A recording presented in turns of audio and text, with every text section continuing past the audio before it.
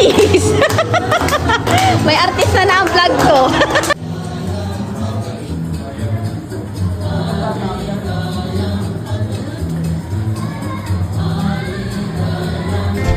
Hello mga may guys! So for today's video nga ay kami ay nasa Astoria, San Rafael, Palawan. We are celebrating Ate Yvette's birthday. At napakaswerte namin dahil naimbitahan niya kami sa kanyang birthday celebration. At dahil kami nga basta gala ay walang hinihindian. Ay syempre for the go. Uy! Walang inaayawan hanggat may pera pa. Siguro naman aware kayo sa mga gala namin dahil napapanood nyo ang mga video ko. Kaya sa mga pinagkakautangan ko dyan sa Puerto, wag nyo muna ako singilin dahil wala na akong pera. For the utang pala ang person. Sa totoo lang, hindi na ako natutuwa sa nangyayari dahil linggo-linggo na lang ang gala namin. Nakakapagod din pala guys. Dahil nga may nangyayaya, syempre for the go tayo. Uy! Uy! Grabe naman si madam na to. Sige na lang kapapicture. Ang hirap pala maging vlogger kasi instant nagiging photographer ka. Kailangan na sa inyo lahat yung camera. Grabe na yan si madam. Kanina pa yan. Lagi na lang. Sige. Hala, hatawan mo pa picture. O diba? Wow. O panis. Ayan lang yung mga kuha ko. Nagmaleta kami dyan kasi 3 nights and 4 days kami. Ay, charot lang. Kasi nga, syempre, marami tayong OOTD isusuot. Kailangan marami tayong palit-palit. So, kaya nakamaleta kami. At dahil walang pakialamera sa grupo namin, di masaya. So, nagkaroon pa kami ng time na mag-picture-picture habang nag-aantay ng room. At sa wakas, sa tinagal-tagal, ayan na, papasok na kami sa aming kanya-kanyang room. Welcome to Canopy, the Canopy Charot. Dumaan kami dyan papunta sa aming room. Grabe, kung makikita ang Astoria sa highway, parang wala lang. Pero pagpasok namin sa loob, ang daming guests. At take note, kami ang pinakamalaking grupo doon, ang pinakamaingay. At pinakamasaya, syempre. At pinakamagaganda at gwapo. Ano ka ngayon? Sa sobrang dami namin mga may guys, halos nasakop namin ang baba ng building na yan na puno namin dahil nasa 20 plus kami. So mga may guys, that is only a part 1 of my video. Dahil marami talagang ganap ang lakad namin na yan, maraming video. So lalagyan ko to ng part 2. Ayan, sa isang room na yan is 5K, good for 2 kung gusto nyo mag-a-add ng isang kasama sa isang room na yan. So pwede naman isa hanggang dalawa.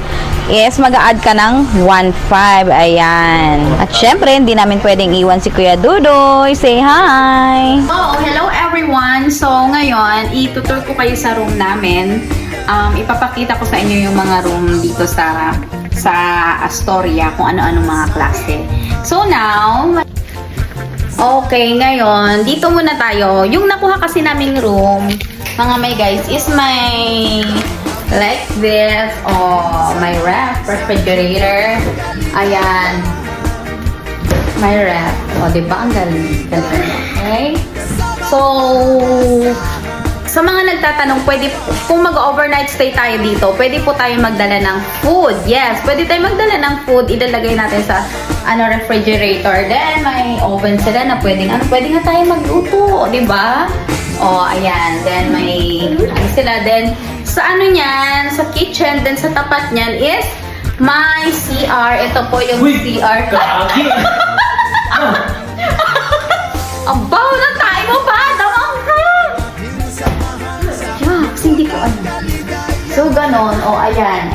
And then, this is the door. And then, this is the kitchen. Wait na lang natin siya matapos. And then, this one is my basta sofa, like that, diba? Ang ganda ng kulay ng pagkaka-design. Then may table, this one, and then this is the kama, and then sa front niya is my TV, yes, and then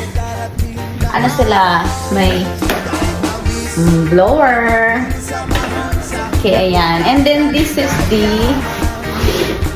labas. Ayan. Okay.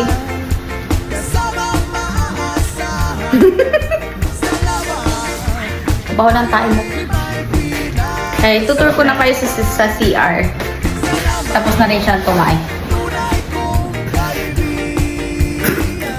Baho! May exhaust yan. Okay. Yan, dito may ano sila lababo, tapos may salamin, tapos dito yung tulugan, liguan na yun. Ang baho talaga pa. O, diba? At nakapag-change outfit na nga si Sis Wang. Mga may guys, sa mga lakad talaga namin, kulang ang mga 3 palitan na damit, basta mga ganyang lakaran. Ano namin yan? So, hello mga may guys. So now, lakad-lakad muna kami dito sa Astoria. Ang layo ng ano nila dito. Nakaganito ako kasi para mamaya diretso na ligo. Yan si Mother Earth. Let's go. Lakad. Yan ang vision namin ang magpalit-palit ng damit for the OOT City. O diba kanina naka floral pink ako, ngayon naka blue na ako. O diba with bandana nagawa ko yan. Actually I don't like color blue. Hindi ko alam bakit naging blue ako today. And kung nakikita nyo yung kwintas ko, gawa ko rin yan. And my bag, that is orange. My very own crochet. Orange crochet yung uniform nila, ma'am. Pares kayo ni Tita Bing, orange. Inaasar ko si Mama dahil nga naka-orange siya. Yung mga staff dito is naka-orange din talaga yung suotan. So na mga may guys, ayan, may playground din sila dito. Yan. Kunyari, inaway ka ng asawa mo. May iba lang. Ma'am, paki-adjust po, ma'am, kasi umuulan na po. Ikaw talaga nagpalit. O, diba? Iba ang atake dito sa Infinity Pool. Kala mo na sa ibang bansa kami. Ano sila dyan? Nagtanong yan sila kung magkano daw yung burger. 600 isang order. Uwi na lang daw sila. Nagtanong rin si Mama ng rice with ulam. 1-2 po isang order. Good for 1 only. Ay, sorry po. Magaganda lang po kami. Pero wala po talaga kaming pera. At eto na, nung mga time na to is maambon-ambon na sa oras na yan. Pero syempre, for the gala pa rin kami. Hindi namin hahayaang masisira ng ulan-ulan na yan ng araw namin. O diba? At sa kanya na naman nakatutok ang camera. Kailangan siya, nasa kanya lagi ang camera. At hindi makukumpleto ang Astoria namin kung hindi kami makakasakay sa ganyan. Ano ba yan, Ate Dej? Ba't nakatalikod ka, Sisi? Hindi nakita ang beauty mo dyan, Sisi. Ba't tumalikod ka? Ayan po, mamang driver, Malvar po, sa SM po kami. Charot. Alam nyo, mga may guys, sobrang mababait yung mga staff lahat ng Astoria. Ayan, sa sobrang lawak ng Astoria, medyo na tamad kaming maglakad. So, kapag kami nakikita kayong ganyan sasakyan, if ever na pumunta kayo sa Astoria, pwede kayo makisakay naman.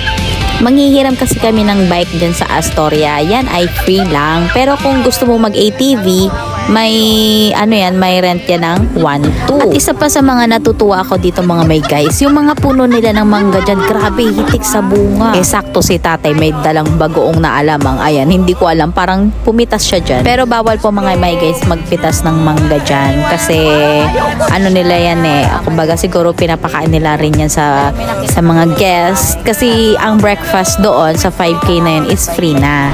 At mabuti naman ay naabot ko naman yung bike kahit papaano. Super tiin lang ako. Diyan naman sa unahan yan is may pool na naman na isa. Malawak din yun. Ang lalapad ng mga pool nila dito. And syempre, sa tabing dagat tayo, pwede ka rin namang maligo dyan sa dagat. Pero nakakatakot kasi maraming salabay ngayon. And charan! Kainan na kami. Ayan si Ate Yvette, ang birthday girl. O, diba bongga? Umorder siya ng food sa labas lang. Diyan din sa San Rafael worth 6,000. Then pinasok lang dyan sa veranda and then dyan na kami naghapunan. So pwede yun guys, pwede nyong gawin. Kasi nga, bago kami pumasok sa Astoria, marami kaming tanong kasi nga syempre hindi namin alam yung patakaran, baka bawal magdala ng food, doon lang bibili ng food. So pwede naman pala, basta overnight stay at may veranda. Ayan, dyan lang kami kumain. Sobrang sasarap ng food. Shout out sa nagluto niyan. Hindi ko alam kung sino nagluto pero ang sarap. Diyan lang sa Astoria. So kung nagpaplano kayo na mag-celebrate ng birthday diyan sa Astoria Hotel, pwede nyo akong i-PM para tanungin natin kung saan sila nag-order ng mga food na yan. Kain mo na ako mga may guys, mamaya na ako mag-voice over ha. Kasi after nyan, papatulugin ko lang yung bunso ko na si Yuchi, love love, and then magna-night swimming na kami. Bahina yung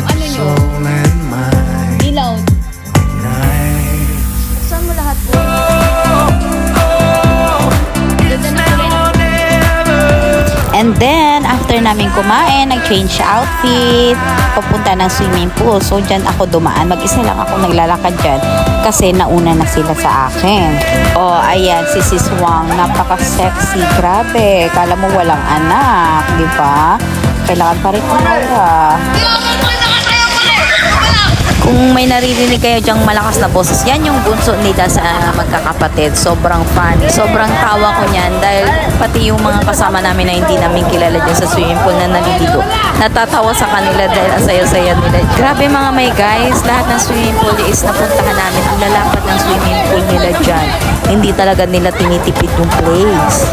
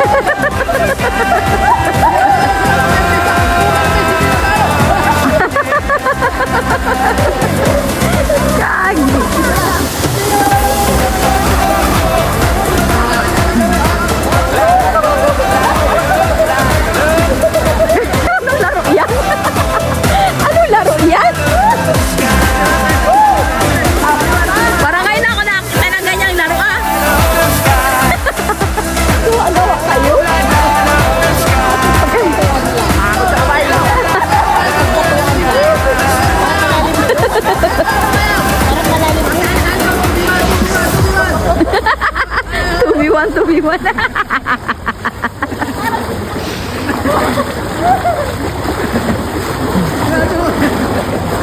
Sana si Loverboy, talo na si Loverboy.